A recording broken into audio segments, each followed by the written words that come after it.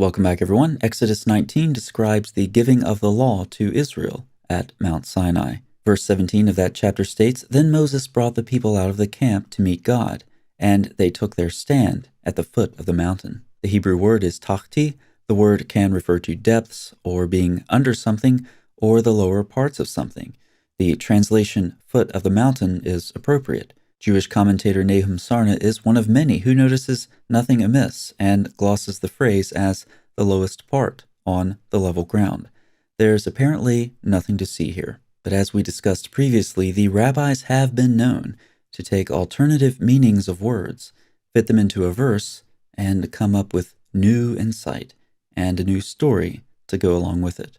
And as we've also seen, sometimes these stories end up in the Quran. Since tahti can also mean under, the rabbis determined that the text actually says that Israel was standing underneath the mountain. In this precarious position, they were given the law. If they refused, God would drop the mountain down on top of them.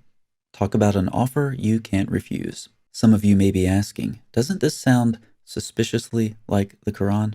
Yes, it does. Several verses describe what we just read in the Talmud. "And we raised the mountain above them with their covenant, and we said to them, 'Enter the gate in prostration.' Or again, 'Remember when we shook the mountain above them, as if it were a canopy, and they thought it was going to fall on them.'" Could Allah be borrowing from the rabbis again?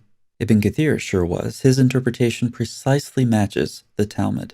In commenting on 293, he says, "Allah reminded the Jews of their errors, breaking his covenant, transgression, and defiance, when he raised Mount Tur above them, so that they would believe and agree to the terms of the covenant." We've seen this development before. Let's look at it again.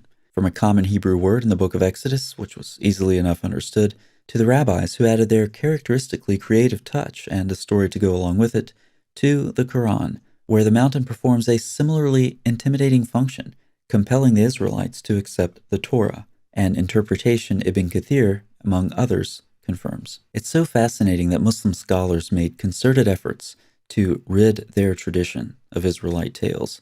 Yet here we have another example of them being unsuccessful, in no small part because the Israelite tales had already made it into the Quran. Thanks so much for watching. I'll see you next time.